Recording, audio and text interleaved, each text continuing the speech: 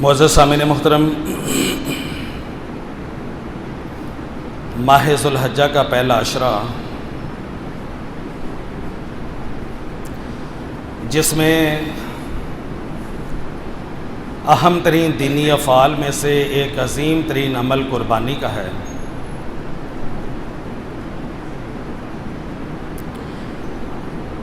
جب سے کائنات ہے تب سے یہ قربانی کا عمل جاری ہے، جیسا کہ قرآن حکیم میں سیدنا آدم علی نبینا علیہ الصلاۃ والسلام کے بیٹوں کا تفصیلی واقعہ موجود ہے کہ حابیل اور قابیل نے اللہ کے حضور قربانی پیش کی اپنی بات کو ثابت کرنے کے لیے۔ تو یہ قربانی پیش کرنا اللہ سبحانہ و تعالیٰ کے تقرب کے حصول کے لیے، اور اسی طرح اپنے گناہوں کی بخشش اور مغفرت کے لیے، اپنے درجات کی بلندی کے لیے، یہ انسان کے مالی عبادت کا عظیم ترین صدقہ ہے جو انسان اللہ کے حضور پیش کرتا ہے۔ تو حضرات گرامی، پھر اسی طرح یہ قربانی جو ماہ ذو الحجہ میں 10 ذو الحجہ کو اپنے جانوروں کو قربان کرنے کی صورت میں پیش کی جاتی ہے، سیدنا ابراہیم خلیل اللہ علیہ الصلاۃ والسلام کی اللہ کے حضور قربانی پیش کرنے کی یاد کو زندہ رکھا جاتا ہے۔ حضرات عزیز وقار، اللہ رب ذوالجلال نے سیدنا ابراہیم علیہ الصلاۃ والسلام سے ان کی کل کائنات، ان کے لخت جگر اسماعیل کی قربانی کا مطالبہ کیا تھا، اور پھر آئیے ذرا اس پہ غور تو کیجئے۔ سیدنا ابراہیم علیہ الصلاۃ والسلام اپنے بیٹے سے مخاطب ہو کر کہتے ہیں، یا بنی انی ارا فی المنام انی اذبحک فانظر ماذا تری۔ بیٹا، میں نے خواب دیکھا ہے، خواب کے اندر مجھے ایک اشارہ ملا ہے کہ میں تمہیں اللہ کے لیے ذبح کر رہا ہوں، فانظر ماذا تری، تمہاری کیا رائے ہے؟ حضرات گرامی، ایک طرف بیٹا کل کائنات کا مطالبہ کہ اسے رب کے لیے قربان کر دیجیے، اور پھر اتنے عظیم ترین عمل کے لیے، اتنے عظیم ترین امتحان کے لیے اللہ رب ذوالجلال نے آسمان کے جبرائیل کو پیغام دے کے نہیں بھیجا، اور پھر اس کے بعد جاگنے اور بیداری کی حالت میں ابراہیم علیہ الصلوۃ والسلام کے ذہن میں القاء تک نہیں کیا۔ یہ بھی وحی کا ذریعہ کہ اللہ ذہن میں بات کو ڈال دے، انبیاء کے ساتھ وحی اسی طرح ہوتی ہے، وہ بھی وحی کا ذریعہ نہیں ہے۔ نیند کی حالت میں اللہ رب ذوالجلال نے اشارہ دیا، اور سیدنا ابراہیم علیہ الصلوۃ والسلام بیٹے سے مشورہ لینے کے لیے بیٹے کو لٹا کر اللہ کے سامنے قربان کرنے کے لیے تیار ہو گئے۔ میرے رب کی طرف سے آواز ہے، یا ابراہیم قد صدقت الرؤیا، ابراہیم ہم تو تیری طرف آسمان سے کبھی جبرائیل کو پیغام دے کے بھیجتے ہیں، اور کبھی تیرے ذہن میں القاء کرتے ہیں کہ ابراہیم میرے لیے اس بات کو قربان کر، میرے لیے کبھی اپنی بستی کو قربان کر، اپنے والدین کو قربان کر، اہل و عیال کو قربان کر، اپنے علاقے کو قربان کر، بیوی اور بیٹے کو قربان کر، ان کی محبت کو، ہر چیز کو جدا کرتے چلے گئے۔ ذرا دیکھیے تو صحیح ابراہیم علیہ الصلوۃ والسلام کی زندگی، نہ اپنے گھر میں موجود ہے، نہ والدین کے ساتھ موجود ہے، نہ اہل علاقہ کے ساتھ موجود ہے، نہ اپنی برادری کے ساتھ موجود ہے، سب کچھ اللہ کے لیے چھوڑ دیا۔ اب بیوی اور بیٹا پاس ہے، رب کی طرف سے حکم آیا جاؤ ان کو مکہ کی بستی میں چھوڑ دو، چھوڑ دیا۔ نہ سوچا یہاں پر زندگی کیسے گزاریں گے، کھانے کے لیے موجود نہیں، پینے کے لیے کچھ موجود نہیں، کوئی انسان بھی وہاں پر موجود نہیں ہے، نہیں سوال کیا، میرے رب کا حکم ہے کر گزرے۔ اسی وجہ سے اللہ سبحانہ و تعالیٰ نے ارشاد فرمایا، ابراہیم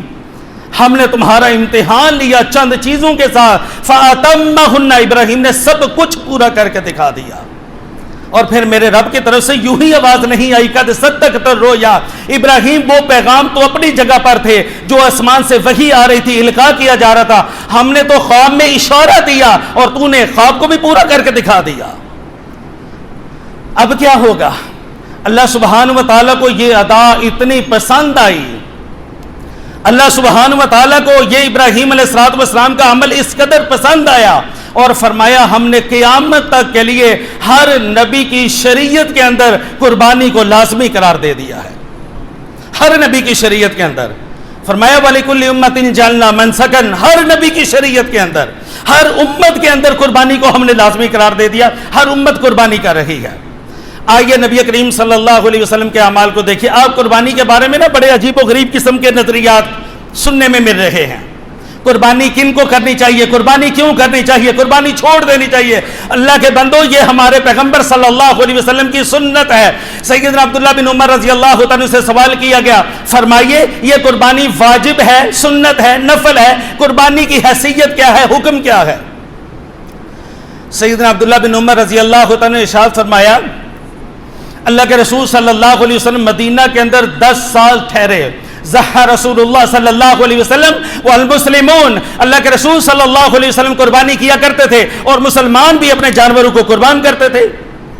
سائل نے پھر سوال کیا، کہا جناب یہ تو میں سن چکا ہوں، قربانی ہو رہی تھی مدینہ کے اندر، اللہ کے رسول صلی اللہ علیہ وسلم بھی قربانی فرمایا کرتے تھے، لیکن کیا یہ واجب ہے قربانی یا فرض ہے، اس کا حکم کیا ہے؟ فرمایا اتاکل، تمہیں اتنی بات کی سمجھ نہیں آ رہی، ضحى رسول اللہ صلی اللہ علیہ وسلم، میں عبداللہ بن عمر تم سے کہہ رہا ہوں، یہ اللہ کے رسول صلی اللہ علیہ وسلم نے قربانی کی تھی، مسلمانوں نے قربانیاں کی تھی، کیا تمہارے لیے یہ بات کافی نہیں کہ اللہ کے رسول صلی اللہ علیہ وسلم نے وہ عمل کیا تھا اور امت کو کرنے کا حکم دیا تھا اور ہم کرتے جا رہے ہیں؟ ہم نے تو اللہ کے رسول صلی اللہ علیہ وسلم سے کبھی نہ پوچھا، اللہ کے رسول یہ قربانی کا جو آپ حکم دے رہے ہیں کیا یہ فرض ہے، واجب ہے، سنت ہے، نفل ہے؟ اللہ کے رسول سے ہم نے تو کبھی یہ سوال نہیں کیا تھا جو آج تم نے سوال کرنے شروع کر دیے۔ اور پھر بھائیو قربانی کے بارے میں چند ایک اہم باتیں آپ کے سامنے گوش گزار کرنا ضروری سمجھتا ہوں۔ اللہ کے رسول صلی اللہ علیہ وسلم نے ارشاد فرمایا کہ لوگوں جب قربانی کا جانور خریدو تو اچھی طرح دیکھ لیا کرو، غور سے دیکھا کرو اس جانور کو، کہیں ایسا نہ ہو وہ جانور کا کان خراب ہو، سینگ خراب ہو، آنکھ خراب ہو، اس کی ٹانگ خراب ہو، اگر وہ لنگڑا جس کا لنگڑا پن واضح ہو، اس کا کان کٹا ہوا، سینگ ٹوٹا ہوا، آنکھ سے کانا، ایسا جانور اللہ قربانی کے طور پر قبول نہیں فرماتے۔ والکثیر التی لا تلکی اور تنکی، اور اسی طرح انتہائی بوڑھا قسم کا جانور کہ جس کی ہڈیوں کے اندر گودا تک ختم ہو چکا ہو، ایسے جانور کو بھی قربانی کے طور پر قربان نہ کرو، اللہ اس کو قبول نہیں فرماتے۔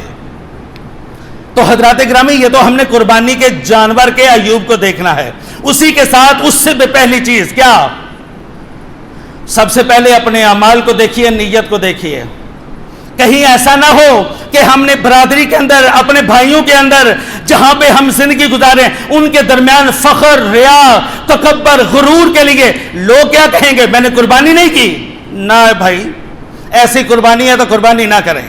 یہ صرف لوگوں کے اس بول کو ختم کرنے کے لیے کہ لوگ مجھے قربانی نہ کرنے کا تانا نہ دیں، میں لوگوں کا تانا نہیں سن سکتا اس وجہ سے قربان کر رہا ہوں، تو مت قربانی کیجئے، اللہ کو ایسی قربانی نہیں چاہیے۔ اور پھر فخر اور ریا کے ساتھ لوگ کیا کہیں گے، میں نے صرف ایک بکرا قربان کیا ہے، اور لوگ کیا کہیں گے، میں نے صرف اتنی مالیت کا بکرا لیا ہے، یہ تو معمولی سے پیسے ہیں، اتنا بڑا آدمی اور اتنے معمولی سے پیسے کے ساتھ قربانی کر رہا ہے۔ اور اللہ کے بندو، میرے رب کو نہ میرے پیسوں کی ضرورت ہے، نہ میرے جانور کے اس خون کی گوشت کی ضرورت ہے۔ اللہ فرماتا ہے لن ینال اللہ لحومها ولا دماؤها ولکن ینالہ التقوی منکم، لوگوں رب کو نہ تمہارا خون پہنچتا ہے نہ گوشت پہنچتا ہے، ولکن ینالہ التقوی منکم، اللہ کو پہنچتا ہے تو تمہارا تقوی پہنچ رہا ہے کہ رب کے لیے قربانی کون کر رہا ہے۔ تو حضرات گرامی، جہاں پر ہم نے جانور کے ایوب کو دیکھنا ہے، پہلے اپنی نیت کے ایوب کو دیکھیے، اپنی نیت کو خالص اللہ کے لیے کیجئے۔ اگر اس نیت کے اندر کوئی کھوٹ ہوا تو بھائیو سمجھ لیجئے ہم اپنے پیسے بھی ضائع کر رہے ہیں اور قربانی کے بارے میں اپنے آپ کو دھوکہ دے رہے ہیں کہ میں ایک فریضہ ادا کر رہا ہوں، یہ فریضہ ادا نہیں ہوا۔ پھر اس کے بعد جس طرح جانور کے ایوب کو دیکھا، بھائیوں اس جانور کو خریدتے ہوئے جو پیسہ اس کے اوپر خرچ کر رہے ہیں اس پیسے کو بھی دیکھنا چاہیے کہ وہ پیسہ کن ذرائع سے میں نے حاصل کیا، وہ حلال ذریعے سے آ رہا ہے حرام سے آ رہا ہے۔ اگر اس میں حرام کی آمیزش موجود ہے تو سمجھ لیجیے اللہ حرام مال کو قبول نہیں کرتے، اللہ سبحانہ و تعالی حرام کو قبول نہیں کرتے، اللہ سبحانہ و تعالی صرف اور صرف پاکیزہ مال کو قبول کرتے ہیں، پاکیزہ کے علاوہ اللہ سبحانہ و تعالی یہ صدقہ قربانی اللہ قبول نہیں فرماتے۔ اپنے مال کو پاکیزہ کیجئے۔ اور حضرات گرامی اسی طرح جہاں ہم نے جانور کو دیکھا، اپنی نیت کو دیکھا، اپنے پیسے کو دیکھا، جہاں ان تمام تر چیزوں کا احتساب کریں گے، خالص اللہ کے لیے پاکیزہ مال پیش کریں گے تو اللہ سبحانہ و تعالی ضرور قبول فرمائیں گے۔ پھر اس قربانی کے حوالے سے یاد رکھیے، آج جو قربانی کے بارے میں اچھا بڑا جانور خرید لیا، اس میں 6 حصے لوگوں کے اور 7واں عقیقے کا شامل کر لیا۔ بھائیو یاد رکھیے، عقیقہ قربانی کے ساتھ نہیں ہوتا۔ بڑے جانور کے اندر اسی طرح عقیقے کے اگر حصے بنا دیے جائیں تو وہ عقیقہ بھی ضائع، قربانی بھی ضائع، کچھ نہیں ہوگا، قربانی بھی ضائع ہو جاتی ہے۔ یاد رکھیے عقیقے کے لیے الگ سے شرط موجود ہے، اگر اللہ نے بیٹی دی ہے تو اس کی طرف سے 1 جانور قربان کریں، چھوٹے جانور میں سے، بکرا چھترا دمبا میں سے، اور اگر اللہ نے بیٹا دیا ہے تو اس کے لیے 2 کی گردن پہ چھری چلے گی، کون سے؟ بکرا چھترا دمبا، بس ان کے نر اور مادہ، اس کے علاوہ بڑے جانور سے عقیقہ نہیں ہوتا، نہ حصے میں ہوتا ہے نہ حصے کے بغیر ہوتا ہے۔ بڑے جانور کا عقیقہ ہوتا ہی نہیں ہے۔ اگر آپ نے اونٹ، گائے، بیل جو کچھ ذبح کر دیا، بھینس ذبح کر دی، عقیقہ نہیں ہوتا۔ عقیقے کے لیے شرط ہے چھوٹا جانور ہو اور صرف بچی کی طرف سے 1 اور بچے کی طرف سے 2۔ قربانی کے اندر جو حصے بنائے جاتے ہیں قربانی ضائع۔ اور اسی طرح سمجھ لیجئے، اگر آپ اجتماعی قربانی میں شرکت کر رہے ہیں اور آپ نے کوئی بھی چیز خرید رکھی ہے، چاہے اونٹ ہے قربانی کے لیے، اس میں 10 لوگ شریک ہو سکتے ہیں، اور اسی طرح آپ نے گائے خرید رکھی ہے نر اور مادہ میں سے، اس میں 7 لوگ شریک ہیں، لیکن ان 7 اور 10 میں سے اگر ایک بندہ پکا بے نمازی ہے مگر قربانی کر رہا ہے تو سمجھ لیجئے سب کی قربانیاں ضائع ہو چکی ہیں۔ یاد رکھیے بے نماز بندے کی کوئی قربانی نہیں ہے، جو اللہ کے لیے اس کے سامنے حاضر نہیں ہو سکتا، نماز نہیں پڑھ سکتا، ایسے بندے کی قربانی کوئی قربانی نہیں ہے۔ میں بڑی شرح صدر کے ساتھ یہ بات عرض کر رہا ہوں، جو بندہ نماز نہیں پڑھتا، مستقل نماز چھوڑتا ہے اور نماز کے قریب تک نہیں جاتا، وہ بندہ صریحاً مشرک ہے، وہ بندہ صریحاً مشرک ہے۔ جو بے نمازی ہے وہ صریحاً مشرک ہے۔ اللہ قرآن میں ارشاد فرماتے ہیں اقیموا الصلاۃ ولا تکونوا من المشرکین، لوگوں نماز قائم کرو، مشرک نہ بنو۔ جو نماز کو چھوڑ دیتا ہے وہ بندہ مشرک ہے، اور مشرک اگر آپ کی قربانی میں شامل ہو چکا ہے سمجھ لیجئے سب کی قربانیاں ضائع ہو چکی ہیں۔ وہ ایک ہی نہیں، سب کی ختم، کسی کی کوئی قربانی نہیں۔ قربانی میں حصص میں شامل ہونے کے لیے لازمی طور پر دیکھا کریں آپ کے ساتھ کون قربانی میں شامل ہو رہے ہیں۔ ایسے مشرک بندے کو قطعاً اپنی قربانی میں شامل نہ کریں، وہ نماز کی وجہ سے مشرک ہو یا اپنے عقیدے کی وجہ سے مشرک ہو، اللہ اس کی قربانی کو قبول نہیں فرماتے۔ تو جانوروں کے عیوب کے ساتھ ساتھ یہ معاملات بھی دیکھنا ضروری ہے۔ اور اسی طرح میت کی طرف سے قربانی کرنا، میں نے درس حدیث کے پروگرام کے اندر بھی اس بات کی وضاحت کی تھی، صرف اشارتاً کہہ دیتا ہوں، شرح صدر کے ساتھ میت کی طرف سے قربانی کرنے کا قرآن و حدیث میں کوئی ثبوت موجود نہیں ہے۔ میت کی طرف سے قربانی کرنے کا قرآن و حدیث میں کوئی بھی ثبوت موجود نہیں ہے، نہ قربانی اولیاء اللہ کی طرف سے، نہ صحابہ اکرام کی طرف سے، نہ تابعین کی طرف سے، شہداء بدر کی طرف سے، شہداء کربلا کی طرف سے، اسی طرح صحابہ اکرام کی طرف سے، نبی کریم صلی اللہ علیہ وسلم کی ذات مقدسہ کی طرف سے، یا اپنے والدین کی طرف سے، کسی بھی انسان کی طرف سے آپ قربانی کر رہے ہیں اور وہ دنیا سے جا چکے ہیں تو بھائیو یہ قربانی قرآن و حدیث سے ثابت نہیں ہے۔ ایسی قربانی نہ کیجئے جو قرآن و حدیث سے ثابت نہ ہو، صرف وہی قربانی کیجئے جو اللہ سبحانہ و تعالی اور اس کے پاک حبیب جناب محمد رسول اللہ صلی اللہ علیہ وسلم نے اس کی اجازت دی ہے اور حکم ارشاد فرمایا ہے۔ اور آخری مسئلہ ذہن نشین کر لیں، اسی جانور کے خریدنے کے حوالے سے صحیح مسلم کے اندر حدیث نمبر 1963 اللہ کے رسول صلی اللہ علیہ وسلم نے ارشاد فرمایا لا تذبحوا الا مسنہ الا ان یسر علیکم فتذبحوا جزاۃ من الظان، کہ لوگوں جب قربان کرو صرف 2 دانتا جانور قربان کرو، جسے ہم پنجابی میں دوندا بولتے ہیں، 2 دانتا جس کے دودھ کے دانت گر چکے ہوں اور ان کی جگہ پر 2 نئے دانت ظاہر ہو چکے ہوں، صرف اس جانور کو قربان کریں، وہ چاہے بھیڑ سے ہو، دمبے سے ہو، اور بکرے سے ہو، گائے سے ہو، اونٹ سے ہو، کسی بھی نسل سے ہو، تمام تر کے لیے دونتا ہونا ضروری ہے۔ اللہ کے رسول صلی اللہ علیہ وسلم نے مزید وضاحت